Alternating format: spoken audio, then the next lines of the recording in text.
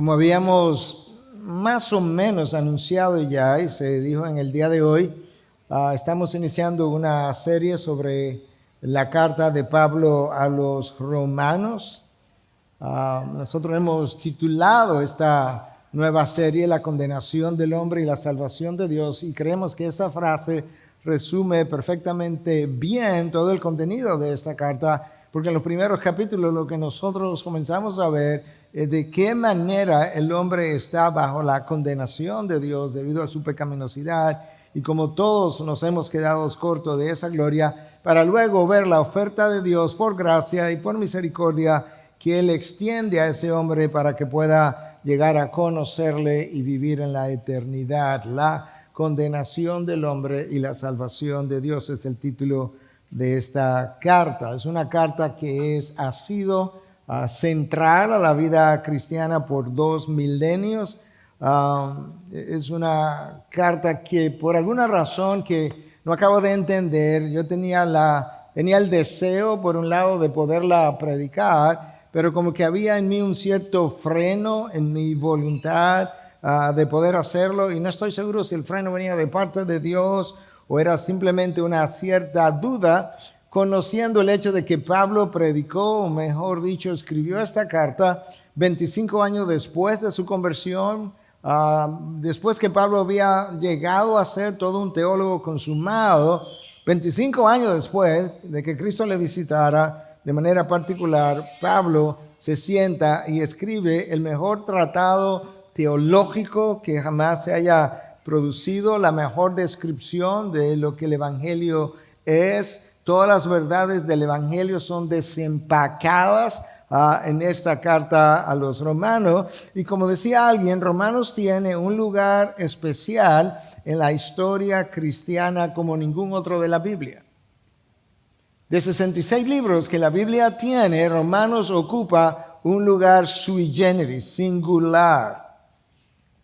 Como decía el gran académico del Nuevo Testamento, Richard Longenecker, cada vez que la Biblia o la iglesia ha sido amenazada por alguna enseñanza nueva que difiere de la norma, o ha sido aparentemente renovada por algún nuevo abordaje, aparentemente, o algún nuevo entendimiento de la fe cristiana, o ha estado confundida de creer a la luz de ideologías y metodologías competitivas, o una combinación de esas tres cosas, cada vez que la iglesia ha estado ahí, la carta de Romanos ha sido consultada para filtrar lo que es verdad y lo que no es. Y fui recordado de eso en el día de ayer, porque yo estaba hablando en una conferencia titulada Contracultura, y le comentaba a mi esposa que estaba a mi lado, que pensaba abrir citando a Romanos 12:2, porque esta conferencia tenía que ver precisamente con los cambios que este mundo digital está produciendo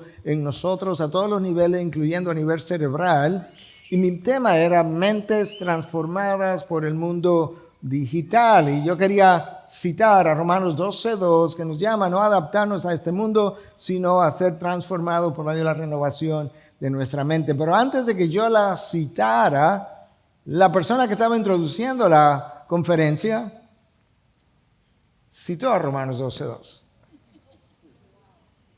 De manera que yo simplemente tuve que referirme a Romanos 12:2 y decir, cuando fue leído, yo lo leí de esta manera: no se moldeen, no se dejen moldear por el mundo digital de este siglo. Y la persona que vino a hablar después de mí citó a Romanos 12:2 como parte de su conferencia también, de manera que cada vez que la iglesia ha estado confundida a lo largo de 2000 años, Romanos ha sido usado como filtro. Martín Lutero escribió en el prefacio de su estudio acerca de esta carta que esta epístola es realmente la pieza principal del Nuevo Testamento y es verdaderamente el evangelio más puro. Vale la pena que cada cristiano la aprenda de memoria, palabra por palabra, y que se ocupe de ella cada día como el pan diario de su alma. Nunca podemos leerla o reflexionar sobre ella demasiado, pues mientras más lidiamos con ella, más preciosa se vuelve y mucho mejor sabe al paladar. ¡Wow! Impresionante. Martín Lutero pensó que valía la pena que cada cristiano, eso nos incluye a ti y a mí, pudiéramos aprendernos esta carta de memoria palabra por palabra. Y si tú piensas que eso es una imposibilidad, yo recuerdo que hace varios años atrás, David Platt, a quien nosotros invitamos para la conferencia por su causa en Monterrey este año, vino al país invitado por misioneros de la International Mission Board y se reunieron en uno de los hoteles del este y lo invitaron a predicar. Y cuando él se paró, se me dijo posteriormente que yo no estaba, que él recitó los primeros 8 capítulos del libro de Romanos, palabra por palabra, de memoria, y luego se sentó y no hizo nada más. Eso nos da una idea del peso de las verdades que esta carta tiene. Martín Lutero, por otro lado, un hombre que vivía preocupado con esta idea de la santidad de Dios, de la justicia perfecta de Dios y de este corazón pecaminoso que nos caracteriza, y cómo él no podía dormir, no podía vivir tranquilo, porque siempre, día y noche, se sentía acusado por este juez completamente santo. Y en un momento dado, su supervisor, John Staupitz, le recomienda a Lutero que avance y termine su doctorado en teología, a ver si eso le podía ayudar, algo que él terminó el 18 de octubre del año 1512, cuando él se recibió como doctor en teología. Eventualmente Lutero reemplaza a su mentor, Staupitz, toma la cátedra de Romanos, predica 90 horas acerca de esta carta, de marzo o abril de 1515 a septiembre de 1516 en 3 trimestres diferentes. Después de terminar con Romanos, enseñó la carta a los Gálatas y luego la carta a los Hebreos. Y es a través del estudio de estas cartas, pero de manera muy particular de la carta a los Romanos, donde Lutero comienza a entender que la salvación no se obtiene por buenas obras, que todas ellas son insuficientes para satisfacer la justicia perfecta de Dios, y que más bien la salvación es el resultado de la gracia de Dios, que mira al hombre con misericordia cuando éste verdaderamente, y subraya la palabra verdaderamente, se arrepiente de sus pecados, y en ese momento la justicia de Dios o la santidad perfecta de Cristo es transferida al pecador, y los pecados de Cristo, de los pecados del hombre son transferidos a la cuenta de Cristo, y es en ese momento cuando el hombre puede recibir salvación como resultado de la gracia y la misericordia de nuestro Dios. Finalmente Lutero pudo comprender esa realidad, y es ahí donde él comienza a entender entonces aquella frase que él mismo luego usó tantas veces, una frase que fue pronunciada o escrita por el profeta Habacuc en 2:4, cientos de años antes de Cristo, cuando escribió que el justo por la fe vivirá. Una frase que el apóstol Pablo llegó a escribir otra vez en Romanos 1:17 al comprender cómo es que el hombre puede ser salvo. El hombre es salvo por gracia a través de la fe. Dice Lutero que cuando él finalmente logró entender esa pieza del rompecabezas, que él de una manera, eso es como él lo dice, déjame leerlo en sus propias palabras, finalmente, meditando día y noche por la misericordia de Dios, yo comencé a entender que la justicia de Dios es aquella a través de la cual el justo vive, escucha, como un regalo de Dios por fe. Y con esto yo me sentí como si hubiese nacido de nuevo por completo y que hubiese entrado al paraíso mismo a través de las puertas que habían sido abiertas ampliamente. ¡Wow! Lutero fue cambiado y el mundo fue cambiado con Lutero. Pero las cosas no terminan ahí. 200 años más tarde, John Wesley está atribulado por razones distintas pero similares a la vez. No tiene seguridad de su salvación. Va a Estados Unidos en un viaje evangelístico, no teniendo seguridad de su salvación, regresa y al regreso el barco en el que venía entró en una tormenta. Wesley se llena de pánico, de terror, pero él ve que hay un grupo de moravitas que están orando y que están en paz, que están tranquilos, y él no podía tener tranquilidad, y él pensaba, pero alguna vez yo podré tener esa paz que tipifica la salvación. Y él llega a Inglaterra con esa pregunta, y el 24 de mayo del año 1738, él va a una iglesia X, entra a aquel lugar, y hay alguien que está en el púlpito, que está leyendo el prefacio del comentario de Lutero sobre el libro de Romanos. Más tarde Wesley comentaba la experiencia de esa noche y escribió: mientras él describía el cambio que Dios obra en el corazón a través de la fe en Cristo, pude sentir una extraña calidez en mi propio corazón. Sentía que confiaba en Cristo y en Cristo solamente para mi salvación. Y una seguridad me fue otorgada de que Él se había llevado mis pecados, aún los míos, y que me había salvado de la ley, del pecado y de la muerte. ¡Wow! 200 años después, hay alguien que está leyendo, no el comentario de Martín Lutero sobre Romanos, está leyendo el prefacio, la introducción, y en la medida en que la salvación fue explicada, John Wesley puede obtener salvación entendiendo las mismas verdades que 200 años antes Martín Lutero había logrado entender. Pero ese no es el comienzo de la historia, ni Lutero tampoco fue el comienzo de la historia. Porque en septiembre del año 386 de nuestra era, un hombre nativo del norte de África, que había sido profesor por varios años en Milán, Italia, que tenía una madre que oraba por él, porque en ese momento él estaba viviendo una vida de pecado, una vida dominada por la lujuria y cierto grado de fornicación. Se sienta en el jardín de su amigo Alipios y estaba meditando y reflexionando acerca de su pecaminosidad. Y de alguna manera él oyó unos niños que estaban jugando y que estaban cantando algo que decía tole lege, que en latín, ¿verdad? El significado traducido sería levanta y lee, levanta y lee.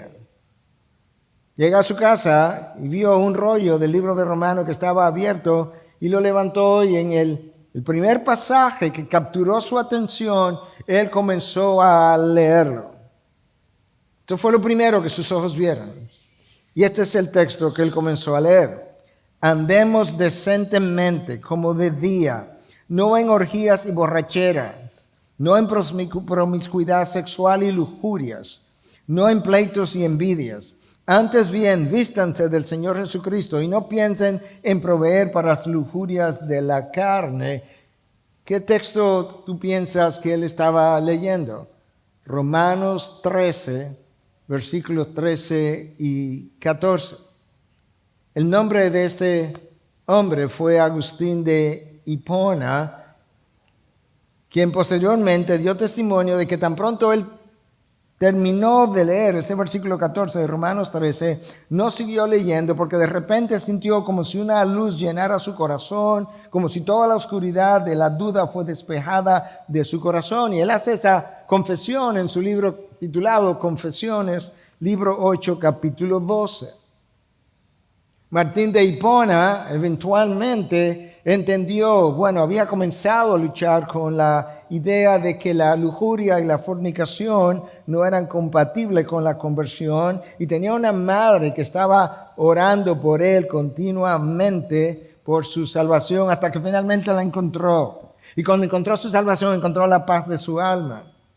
Y una vez convertido, Martín Lutero comenzó a cultivar la santidad de una vida cristiana.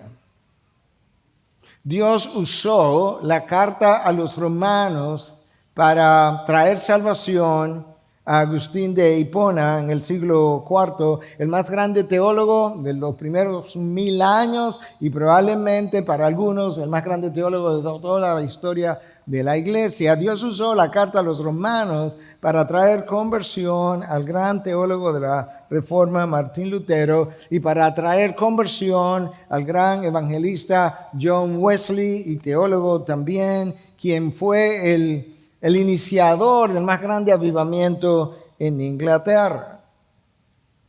Agustín no pudo encontrar paz en medio de sus lujurias y fornicaciones, hasta que no entendió el mensaje del Evangelio. Martín Lutero no pudo encontrar paz en medio de su obsesión por llevar una vida cristiana santa y sin embargo, a pesar de su esfuerzo, de sentirse acusado por la santidad de este juez. John Wesley no podía encontrar paz en medio de sus temores hasta que entendió finalmente que el justo por la fe vivirá. Todos ellos habían sido expuestos al mensaje. Todos ellos habían escuchado de alguna manera lo que posteriormente pudieron entender. Y finalmente ahí estuvo el secreto de su paz, porque la información sin transformación solo empeora mi condición. La información sin transformación solo empeora mi condición. Dios le había dado múltiples oportunidades anteriormente, pero fue años después cuando pudieron entender el mensaje. Esta carta a los romanos explica con lujo de detalles la plaga más expandida de toda la humanidad. Y me refiero a la plaga del pecado que ha afectado a todo el mundo con una mortalidad de 100%. Pero aún así, a lo largo de los siglos, muchos han preferido tener los síntomas de la enfermedad, conociendo la cura, pero sin la cura. Tener los síntomas de la enfermedad, conociendo la cura, pero sin la cura. Y si tú piensas, ¿verdad?, o que no entiendes bien, o quizás piensas, ¿pero a quién se le ocurre, si conoce la cura, no experimentar o no tomar la cura para tener los síntomas eliminados? Nosotros los médicos vivimos eso todos los días con el paciente que no toma sus medicamentos. Pero a nivel espiritual yo te lo voy a ilustrar a través del mismo Agustín de Hipona. Agustín confiesa en su libro Confesiones que él disfrutaba tanto su lujuria que él llegó a pedirle a Dios: Señor, quítame esta lujuria, pero no todavía. Él estaba enfermo de la enfermedad, tenía los síntomas de la enfermedad, conocía la cura, pero no quería que Dios eliminara sus síntomas. Y esa es la razón por la que Pablo escribe en Romanos 2:4 que si es que no reconoces que es la bondad y la benevolencia de Dios que te lleva al arrepentimiento, y que cuando esa bondad y benevolencia de Dios no lo hace, entonces Pablo sigue en el versículo 5, Romanos 2, y dice: pero por causa de tu terquedad y de tu corazón no arrepentido, estás acumulando ira para ti en el día de la ira y la revelación del justo juicio de Dios. Él pagará a cada uno conforme a sus obras. Es a eso que Pablo se estaba refiriendo cuando escribió Romanos 2, lo que Agustín experimentó en su propia vida. Yo creo que eso nos da una idea histórica de la carta o del impacto de esta carta en la vida de grandes hombres de Dios, y como otros han dicho, en todos los avivamientos de la historia cristiana, la carta de Romanos ha estado en el medio o en el principio de esos avivamientos. Y es mi oración por meses o quizás por años, pero en este caso en particular, que esta carta pudiera resultar en un avivamiento de tu vida, de nuestra iglesia, de múltiples iglesias, y quién sabe si en todo el continente latinoamericano. Ahora hablemos un poco de la carta misma, más que de su historia o de su impacto. ¿Cuándo se escribió esta carta? Bueno, hay un consenso bastante aceptado de que esta carta probablemente se escribió alrededor del año 58, algunos han hablado del año 56, otro del año 57, pero hay un margen como bien estrecho de cuando esta carta se escribió. Si el apóstol Pablo se convirtió alrededor del año 33, asumiendo que Cristo haya nacido en el año 3 o 4 antes de lo que normalmente conocemos, esta carta entonces, si Pablo se convirtió alrededor del año 33, esta carta fue escrita 25 años después de Pablo haber llegado a los pies de Cristo.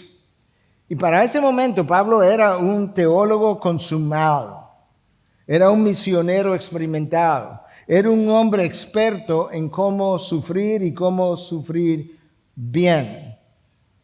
Y si alguien que había visitado el tercer cielo, que había sido enseñado por Cristo mismo de manera personal, se tomó 25 años de reflexión para producir este tratado sobre el Evangelio, yo tenía como cierto temor santo de que no llegara a predicarlo sin que estuviera en mi mejor condición para poder hacerlo.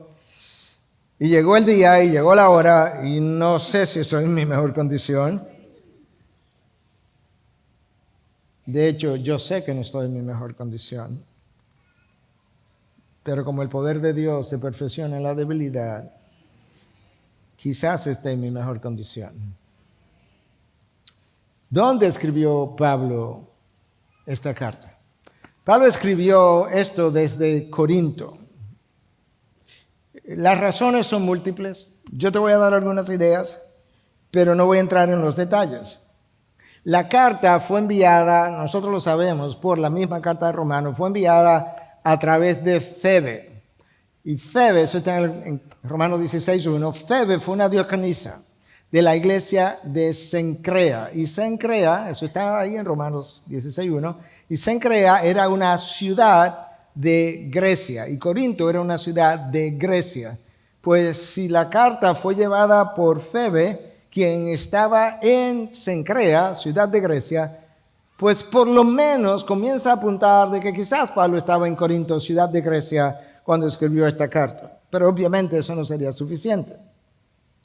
Luego nosotros sabemos por Romanos 16:23 que cuando Pablo escribió esta carta, él estaba siendo hospedado en la casa de una persona de nombre Gallo. Pero resulta, y como decimos aquí, viene a ser que cuando tú lees la primera carta a los Corintios, en 1 Corintios 1:14, Pablo nos dice que él bautizó a Gallo. Pablo bautiza a Gallo en Corinto, está hospedado en la casa de Gallo, y resulta que la carta es enviada a través de Febe, que estaba en una ciudad, que era una ciudad portuaria, que también estaba en el área de donde estaba Corinto, de manera que todo sigue apuntando a que probablemente ese era el lugar donde Pablo estaba. Pablo estaba en Corinto, estaba tratando de terminar la recolección de una ofrenda para llevar a la iglesia de Jerusalén. Cuando la ofrenda se completó, Pablo viajó a Jerusalén, regresó y emprendió luego su tercer viaje misionero. Es en ese tercer viaje misionero cuando Pablo se detiene en Corinto y está ahí un buen tiempo. Además, estando Pablo en Corinto, él conoció a Priscila y Aquila. Nosotros sabemos eso porque Lucas nos dice eso en Hechos 18:1-3, que Priscila y Aquila llegaron a Corinto cuando Claudio César deportó de Roma a todos los judíos. Ahí llegaron Priscila y Aquila. ¿Qué más sabemos nosotros acerca de la ocasión cuando esta carta se escribió?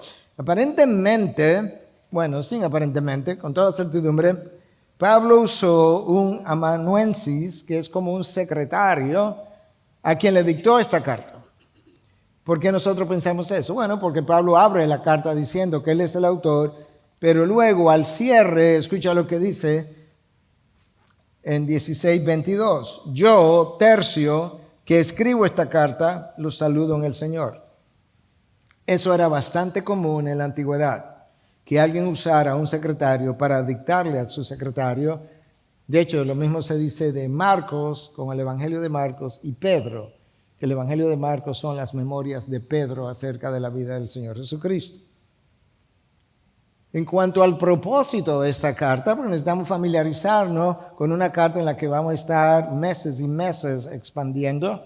En cuanto al propósito de la carta, algunos han tratado de encontrar varios propósitos diferentes, porque hay temas distintos en esta carta. Sin embargo, probablemente hay un tema central, una columna vertebral en la carta, que tiene que ver con la explicación de lo que es el Evangelio, la necesidad del Evangelio, el poder del Evangelio. Y eso es exactamente lo que Pablo dice en Romanos 1:16 al principio. No me avergüenzo del Evangelio, pues es el poder de Dios para la salvación de todo el que cree, del judío primeramente y también del griego o del gentil, dependiendo de la traducción que usted tenga. Y quizás ese sea el tema unificador de Romanos. Es el Evangelio y todo lo que el Evangelio implica. Es como el desempaque, si pudiéramos decirlo, de todas las verdades de ese Evangelio. Y Pablo dice que es el poder de Dios para salvación, tanto para el judío como para el gentil. Ahora, ¿a quién se la envía Pablo esta carta? Obviamente a los romanos. ¿Y quién plantó la iglesia de Roma? Bueno, si le pregunta a la tradición católica, te va a decir que Pedro. No hay ninguna evidencia de que Pedro plantara esta iglesia. Tampoco hay ninguna evidencia de que Pablo haya plantado esta iglesia. De hecho, toda la evidencia en la carta de Romanos es que Pablo ni siquiera había visitado esta iglesia. En el siglo IV, uno de los padres de la iglesia dice que la tradición establecía que hebreos o judíos, cristianos, que estuvieron en Pentecostés, en Hechos 2, nosotros conocemos la historia de Pentecostés y se nos dice que ese día, el día que el Espíritu descendió sobre la iglesia, había gente de todas partes del mundo, incluyendo de Roma, que esos judíos que se convirtieron en Pentecostés regresaron a Roma y fundaron esa iglesia. Ahora, ¿quiénes formaban parte de esta iglesia? Bueno, por un lado, Pablo menciona a los judíos en esta carta 14 veces y menciona a los gentiles 23 veces. Cuando tú sigues leyendo en Romanos 2:17, tú escuchas a Pablo diciendo, pero si tú que llevas el nombre de judío y te apoyas en la ley, que te glorías en Dios, y sigue escribiendo de manera que se está dirigiendo a judíos. Romanos 4:11, Pablo escribe y habla de Abraham, nuestro padre, él se incluye en ese grupo. Romanos 7:1 habla de que aquellos que conocen la ley, esos son los judíos, los gentiles no conocían la ley. Pablo cita el Antiguo Testamento 57 veces en la carta a los romanos, de manera que obviamente los judíos tenían que ser parte de la iglesia porque usa demasiados elementos que solamente los judíos podían comprender. Pero Pablo se refiere a los gentiles en Romanos capítulo 1, 2, 3, 9, 11 y 15. Y en Romanos 3:29, él hace la pregunta, ¿o es Dios el Dios de los judíos? ¿O solamente? ¿No es también el Dios de los gentiles? Sí, también de los gentiles. De manera que el consenso hoy en día es que esta iglesia en Roma estaba compuesta de judíos y de gentiles, y probablemente un buen grupo de ellos. ¿Quién la fundó? Ya te mencioné, probablemente judíos convertidos del día de Pentecostés que estaban en Jerusalén y que se regresaron a Roma. Cuando Pablo escribe esta carta, le dice a los romanos que hacía mucho tiempo que él tenía el deseo de visitarlos, pero que se le había impedido, no explica por qué. Que ya él había predicado el Evangelio desde Jerusalén hasta el Ilírico, y el Ilírico son algunas zonas de Europa que probablemente tienen que ver con el área de Albania hoy en día, y que ahora, no teniendo más área que donde predicar el Evangelio, donde Cristo no haya sido predicado, él quería llegar hasta España, pero que su plan o su idea era camino a España, pararse en Roma y pasar un tiempo con ellos.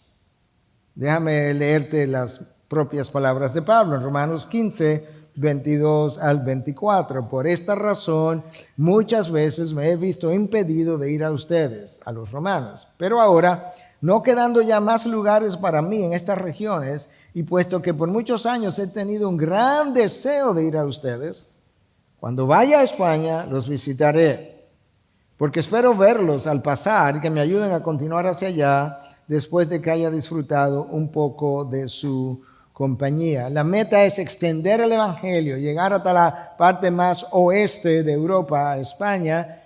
Pero mientras tanto, en el camino me detengo, paso un tiempo con ustedes y que ustedes mismos me ayuden a continuar hasta allá. Nosotros no tenemos evidencia de que Pablo llegó hasta España. Lo que sí tenemos de evidencia es que llegó hasta Roma. Cuando Pablo estaba siendo juzgado en Jerusalén y no creía que podía ser juzgado de manera justa, él apeló al César. Y pudo apelar al César porque a pesar de ser judío, Pablo también tenía una ciudadanía romana, tenía doble nacionalidad.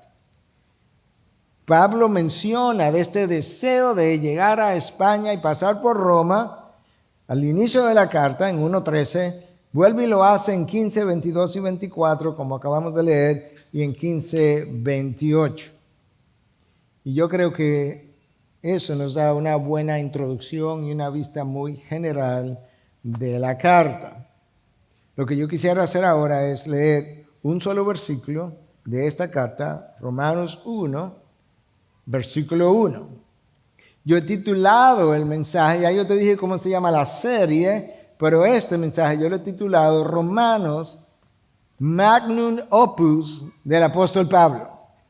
Creo que muchos probablemente conocen lo que es el Magnum Opus, pero en esencia esa es el clímax, la carta cumbre, mejor dicho, la obra cumbre de una persona, que puede ser una obra literaria, puede ser un arte, puede ser dibujo o algo parecido.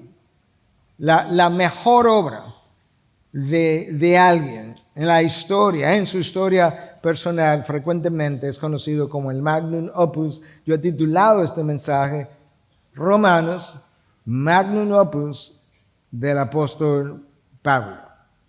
Y esto es lo que dice el versículo 1. Es el único versículo que vamos a cubrir hoy. Pablo, siervo de Cristo Jesús, llamado a ser apóstol, apartado para el evangelio de Dios. Me imagino lo que ustedes están pensando. Bueno, a esa velocidad, pastor, usted estará predicando Romanos hasta que Cristo vuelva. Yo le garantizo que no.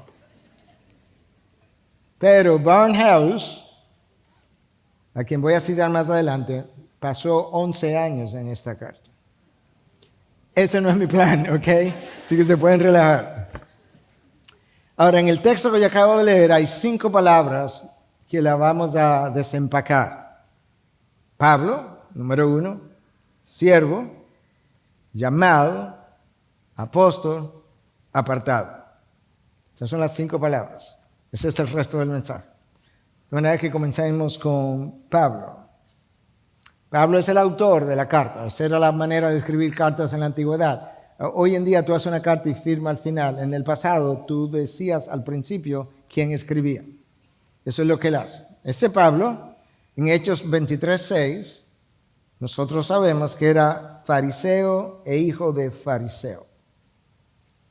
Lo que Pablo está diciendo cuando dice que él era fariseo, hijo de fariseo, es que él era judío de pura cepa. Luego lo dice de otra manera, en otro texto, pero ahí vamos a llegar. En Hechos 9 nosotros sabemos que Pablo era un perseguidor de la iglesia, que iba camino a Damasco con cartas obtenidas de parte de las autoridades en Jerusalén con la intención de encontrar a cristianos en Damasco y arrastrarlos hasta Jerusalén para ser juzgados. Pero en el camino él fue interceptado.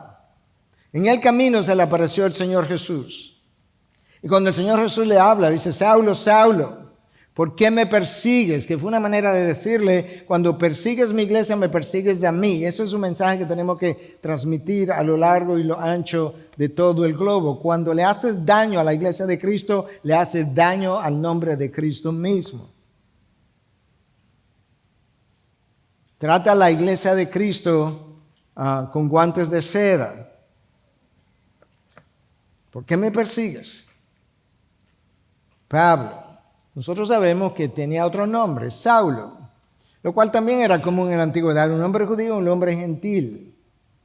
Y muchos han pensado que ese nombre Saulo, como que después de Hechos 9, cuando Pablo es convertido, como que desaparece, pero nada está más lejos de la verdad. El nombre Saulo continúa desde Hechos 9, donde se da su conversión, hasta el final, hasta el mismo capítulo 26 del libro de los Hechos.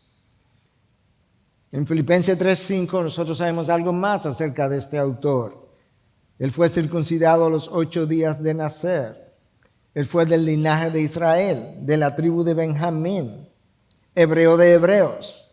En cuanto a la ley, fariseo. Pablo entendía que él había cumplido con todos los requisitos de la ley. En un momento dado escribió y dice, en cuanto a la ley, impecable. En otras palabras, si por la ley es, yo la llevé a cabo a cabalidad, comenzando con mis primeros días de vida. 8 días de nacido, yo fui circuncidado. Yo soy judío, yo sé exactamente de qué tribu vengo. De las 12 tribus de Israel, yo pertenezco a la de Benjamín. Yo soy hebreo de hebreos, es una forma de decirle, en mi familia no hay sangre mixta, no hay gentil por ningún lado. En cuanto a la ley, fariseo. En Hechos 16:37 nosotros aprendemos que Pablo era descendiente de Abraham y a la vez ciudadano romano, lo cual le permitió viajar con mucha libertad en el imperio y le permitió apelar al César cuando entendió que su libertad estaba en juego. ¿Dónde nació Pablo? Bueno, sabemos también. Pablo era de Tarso, de Cilicia. ¿Dónde está eso? En Hechos 22:3. Tarso era una ciudad que tenía una universidad muy reconocida, conocida por su academia. Y allí Pablo se educó bajo Gamaliel, uno de los rabinos de más importancia en aquel momento. Entonces el autor de la carta dice, ese es el autor de esta carta, Pablo, Saulo. Todo esto que se dice en el resto de mis cartas y en el libro de los Hechos es quien yo soy. Pero luego él dice, pero además yo soy siervo de Cristo, llamado, apóstol y apartado. Escudriñemos estas palabras. La palabra traducida ahí como siervo es una mala traducción. La palabra es esclavo, la palabra es doulos, y un doulos era un tipo de esclavo. Probablemente los traductores a lo largo de los años han evitado el nombre esclavo por el mal, el trasfondo que ha tenido la esclavitud en los años anteriores, y para evitar malas interpretaciones, probablemente, porque nadie lo ha dicho de esa manera, usaron la palabra siervo, pero no es siervo, lo que dice es doulos. Y el doulos era un tipo de esclavo particular del cual te voy a hablar ahora. En Israel, y que tiene importancia para ti y para mí, en Israel habían 3 tipos de sirvientes. Estaba el jornalero, que era alguien que trabajaba por un precio por día. Yo todavía recuerdo cuando yo era muchacho, como decimos nosotros, en mi adolescencia, trabajadores de la construcción, al final del día, está alrededor de una camioneta donde había como un capataz que iba y le pagaba por ese día. Ese era el jornalero. Estaba el siervo, que trabajaba por un salario mínimo y que podía vivir o no en la casa del amo, pero él tenía un salario. Y luego estaba el esclavo. El esclavo trabajaba y vivía en la casa del amo, literalmente hablando. Pero cada 7 años se celebraba el año del jubileo. Y en el año del jubileo a todos los esclavos había que darles su libertad, de acuerdo con la ley de Moisés. Cuando los 7 años se cumplían, algunos esclavos habían estado bajo amos benevolentes y les había ido bien a él y a su familia y se habían sentido cómodos con sus amos. Ese esclavo entonces podía, de acuerdo a la ley de Moisés, podía ir donde su amo y decirle, amo, yo quisiera quedarme contigo, quisiera vivir aquí, no tiene ni siquiera que pagarme, mi salario sería el hecho de tener techo, vivienda, por así decirlo, y poder tener comida y vestimenta, y ese sería mi salario. Y ese esclavo entonces se suponía, de acuerdo a lo que tú lees en Éxodo 21, versículos 5 y 6, el amo iba al tabernáculo o al templo y entonces le perforaba un lóbulo de la oreja y le ponía un tipo de arete, y esa persona pasaba a ser el doulos. Era un tipo de esclavo que había decidido voluntariamente quedarse con su amo benevolente por amor a su amo, a pesar de tener libertad. Y yo creo que ahora tú puedes entender cuando cantamos esa canción que tiene esa línea que dice, ahora soy libre, esclavo por amor. Esclavo por amor. Cuando Pablo escribe a los Efesios en 6:6, nos llama a vivir como, escucha, esclavos de Cristo, haciendo de corazón la voluntad de Dios. Hermanos, déjame hacer un paréntesis. Cuando la palabra de Dios, cuando Pablo, el autor de Romanos, nos llama a vivir como esclavos de Cristo, haciendo la voluntad de Dios de corazón, nos está diciendo esta idea de que la voluntad de Dios es difícil, de que es pesada, de que bueno, tú sabes, tengo que luchar con ella porque no es fácil. Pablo está diciendo, eso no es compatible con la cruz, es completamente contrario al corazón de la cruz. Eso es contrario al Cristo que voluntariamente abandonó sus privilegios y prerrogativas por amor y vino y se dio para comprarte a ti por precio de sangre y ahora tú eres su posesión.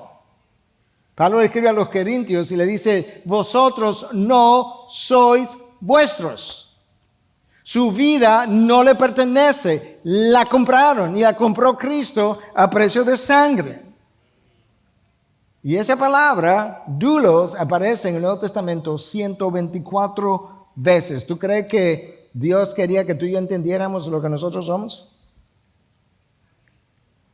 Cuando la traducción no es correcta, eso va a alterar cómo yo leo la Biblia, cómo yo interpreto la Biblia, cómo yo aplico la Biblia. De manera que nosotros no somos simplemente siervos de Cristo, nosotros somos esclavos de Cristo. A la luz, por esclavo por amor, voluntariamente. A la luz del primer siglo, los esclavos estaban llamados a permanecer con sus amos, aun si su amo los trataba de una manera cruel. En nuestro caso, nuestro amo es benevolente, todo amor, todo misericordioso, lleno de gracia infinita y hasta el punto de que nuestro amo fue y se entregó en una cruz para que el esclavo del pecado pudiera llegar a ser libre del pecado y pasar a ser esclavo del mejor amo que el universo pudiera conocer. Pablo lo entendió también que cuando él fue interceptado camino a Damasco, él renunció a sueños, anhelos, deseos, deleites, placeres, de manera incondicional. Pablo entendió que la sangre fue el precio que se pagó por él y que ahora él tenía un amo soberano. La única motivación de Pablo, una vez él fue tumbado al piso, interceptado por Cristo, una sola motivación, escucha como él lo dice en 2 Corintios 5:9. Por eso, ya sea presentes o ausentes, ambicionamos serle agradables. No importa si estoy presente o si estoy ausente. No importa si estoy en esta vida o en aquella vida. Yo tengo una sola motivación. Yo tengo un solo propósito. Yo tengo un solo combustible. Yo tengo un solo motor para mi vida. Y es serle agradable a mi amo. Pablo renunció a su vida. Ya no deseaba agradarse a sí mismo, ni agradar sus deseos, ni sus apetitos. Pablo entendió que una persona salva ha sido comprada por precio. Hermanos, yo creo que te conté esta historia en una ocasión, pero te la vuelvo a contar en este contexto. En la época de la esclavitud en Estados Unidos, cuando Abraham Lincoln fue el presidente, quien logró eventualmente abolir la esclavitud, mientras la esclavitud estaba presente, él fue al mercado de esclavos y se compró una esclava. Y se la llevó a su casa. Camino a su casa, la esclava venía caminando detrás porque eso era donde le tocaba caminar. Lincoln se voltea y le dice a la esclava, tú eres libre. Y ella le dice, ¿qué te quiere decir con eso? Y, bueno, tú eres libre. Y ella le pregunta, ¿quiere decir eso que yo puedo decir lo que yo quiera? Tú puedes decir lo que tú quieras, tú eres libre. Y luego le dice a ella, ¿quiere decir eso que yo puedo hacer lo que yo quiera? Tú eres libre. ¿Quiere decir eso que yo puedo ir donde yo quiera? Tú puedes ir donde tú quieras, tú eres libre. ¿Qué tú piensas que ella dijo? ¡Wow, me voy! Dijo, pues entonces yo quiero ir contigo. Ese es Cristo. Tú eres libre. Tú eres esclavo por amor. Tú quieres ir con Él, porque tú no vas a encontrar en ningún lugar del mundo ningún amante, ningún Dios, ningún ídolo, ninguna condición de ninguna persona que te pueda dar mejor y tratar mejor que lo que Cristo ya te ha tratado.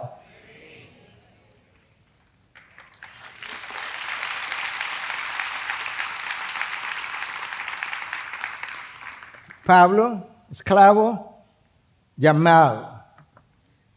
¿Cómo fue Pablo llamado? Escucha.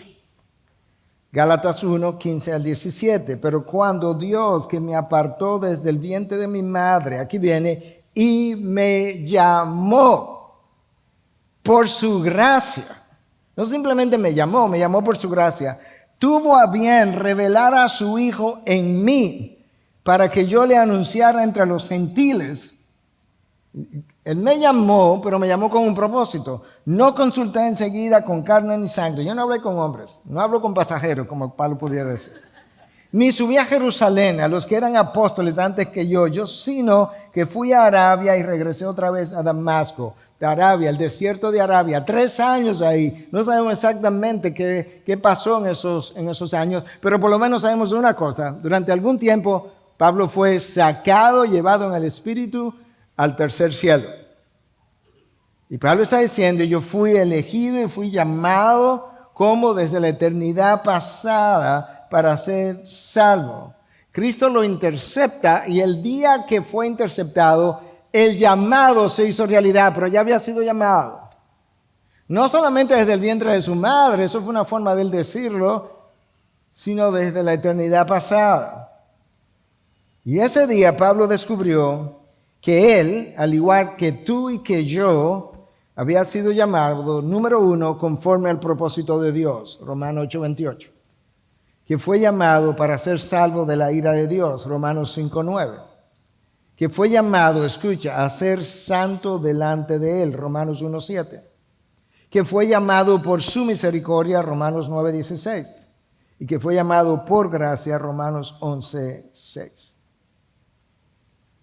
Pero además, Pablo explica en ese versículo 1 de Romanos 1 que su llamado tuvo una connotación especial.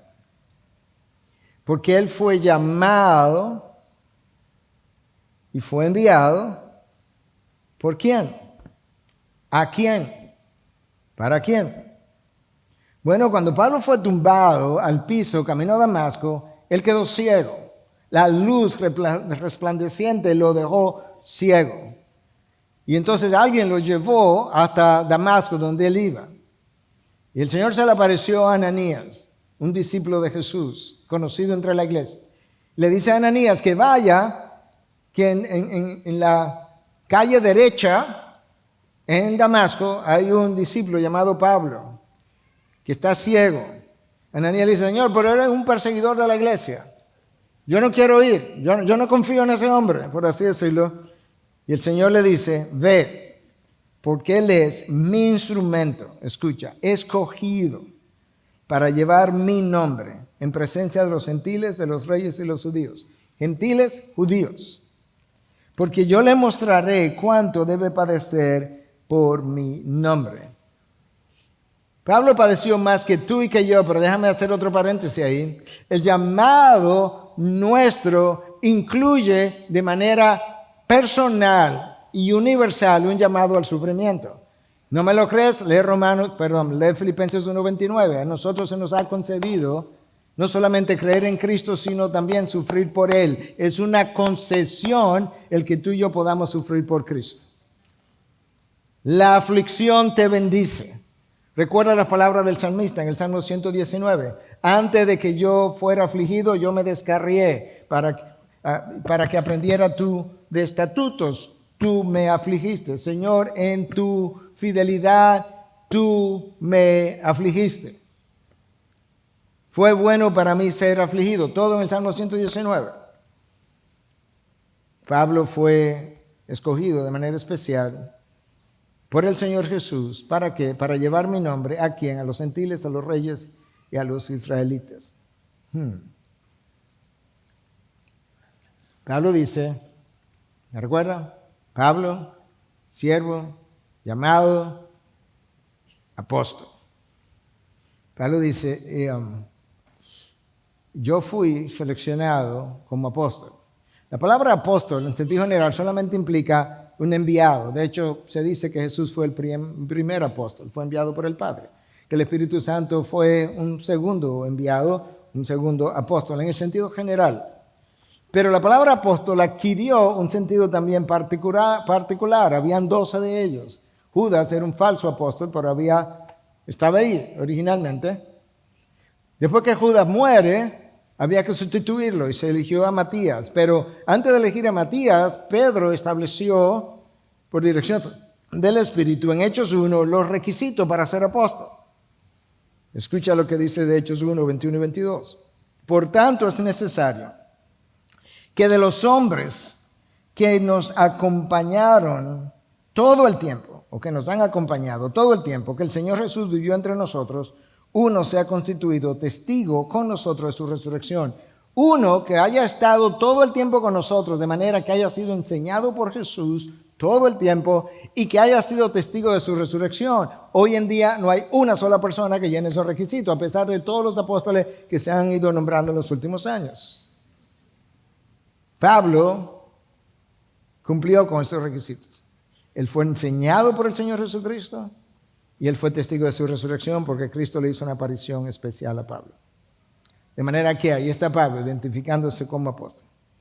Y finalmente, en este versículo 1, Pablo dice que él fue apartado para el Evangelio de Dios. Fue apartado para el Evangelio de Dios. De manera que Pablo del principio entendió, yo no simplemente fui apartado para salvación, yo fui apartado de una manera que tiene algo que ver con el Evangelio de Dios. Por eso le escribe a los Corintios en su primera carta y en 9:16 le dice, porque si predico el Evangelio no tengo nada de qué gloriarme, pues estoy bajo el deber de hacerlo. Escucha ahora, pues ay de mí si no predico el Evangelio. Primero, claro que él no tenía nada de qué gloriarse, fue apartado por gracia, fue apartado para predicar y para predicar el Evangelio de manera que será su deber, como él lo dice, y fue apartado para predicar el Evangelio de Dios. No predicarlo era desobediencia y enfrentarse a consecuencias. Por eso Pablo dice, ay de mí si no predico el Evangelio. ¿Cuál Evangelio? El Evangelio de Dios. Ahora escuchen. Este mensaje del Evangelio, Pablo se identificó tanto con él, lo abrazó de tal manera que llegó a llamarlo mi Evangelio. Y cuando Pablo le llamó mi Evangelio, no estaba tratando de robarle la gloria a Dios ni el mensaje del Evangelio a Dios, porque eso es imposible. Simplemente nos estaba ayudando a entender, si Cristo escribió el Evangelio con sangre y nos dio al Evangelio, y me salvó por el Evangelio, ese Evangelio ahora que me salvó, ahora no es simplemente el Evangelio de Dios, ahora es también mi Evangelio. Y él dice eso en Romanos 2:16 y en 16:25. Y luego le dice a Timoteo una tercera y última vez, le llama mi Evangelio, Timoteo, para que Timoteo pueda entender también de qué manera él abrazó el Evangelio. Y luego dice en Efesios 3:7, de ese Evangelio yo fui hecho ministro. De manera que yo no tengo otra opción. De ese Evangelio yo fui hecho ministro. Ese es el Evangelio que trajo salvación a Pablo. Pero después que Pablo fue salvo por el Evangelio, Pablo predicó el Evangelio. Y tú me dirás, bueno, yo no soy evangelista, yo no soy pastor. Está bien, no prediques el Evangelio, comparte el Evangelio. El Evangelio que te salvó es el Evangelio que tú tienes que compartir para que otros puedan también alcanzar salvación. Pablo no solamente predicó el evangelio, sufrió por causa del evangelio. Y tú y yo tenemos llamado a sufrir por causa de Cristo. Filipenses 1:29. Pablo no solamente sufrió por causa del evangelio, vivió el evangelio y vivió por el evangelio. Y testificó del evangelio que tú y yo podemos hacer en cualquier parte, en cualquier lugar, en cualquier rincón del planeta Tierra o en cualquier escritorio de una oficina. La vida de Pablo mostró cómo luce una vida tallada por el evangelio. Hermanos, es posible predicar el evangelio, es posible definir el evangelio y no ser un ministro ni un testigo del evangelio. He dicho en múltiples lugares y naciones, quisiera ver más evangelio viviente que evangelio definido. Pablo mostró cómo luce un hombre tallado por el evangelio y finalmente murió por el evangelio. Murió por el evangelio. Hermano, el evangelio, ¿sabe lo que significa evangelion?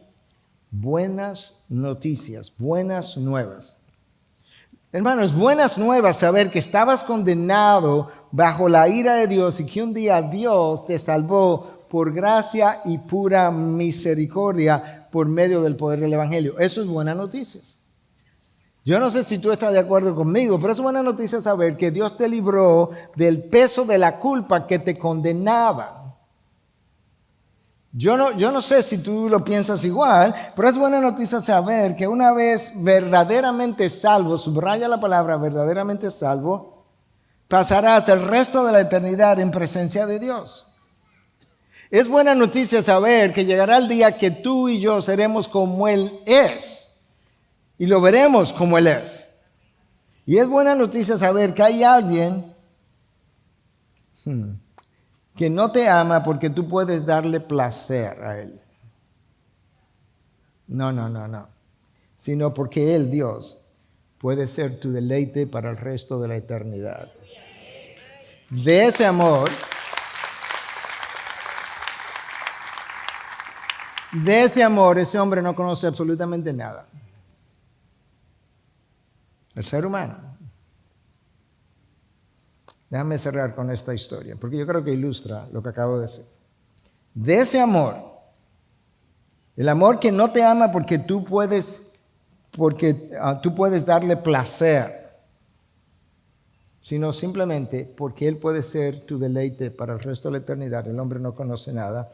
Esta es una historia no real, es una leyenda, pero las leyendas cuando contienen verdades poderosas valen la pena tenerlas. El predicador muy conocido de los años, primera mitad del siglo XX, 1900 y tanto, Donald Gray Barnhouse, de la 10ª iglesia presbiteriana de Filadelfia, iglesia muy conocida todavía hasta el día de hoy. Cuenta la historia de un joven francés, que estoy casi leyendo, como él escribió, muy amado por su madre, pero en sus años de juventud entró en inmoralidad. Él se enamoró ciegamente de una mujer igualmente inmoral, que logró acaparar su devoción completa. Este joven inmoral se enamoró de una mujer inmoral, pero la mujer acaparó su devoción completa.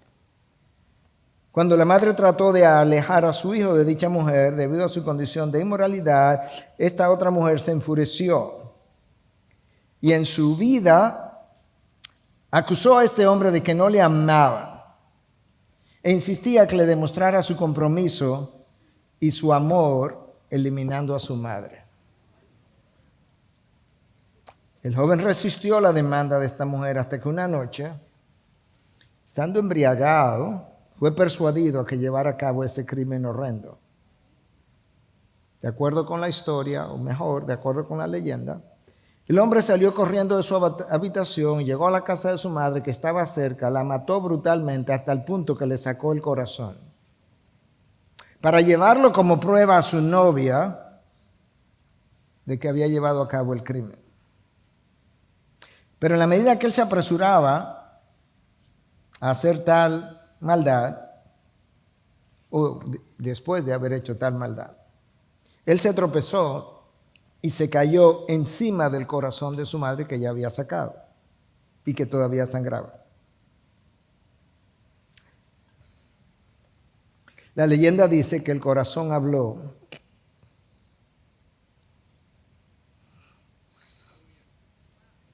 Y que de repente preguntó: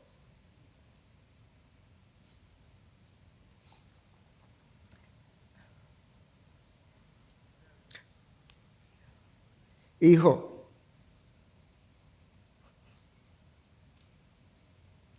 ¿te golpeaste?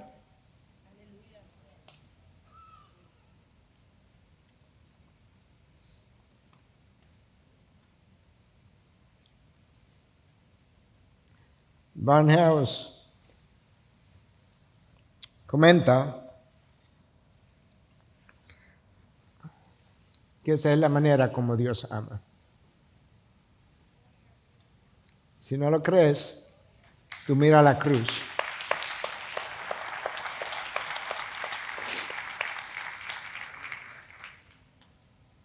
En la cruz, viendo a sus crucificadores, el corazón de Cristo habló también.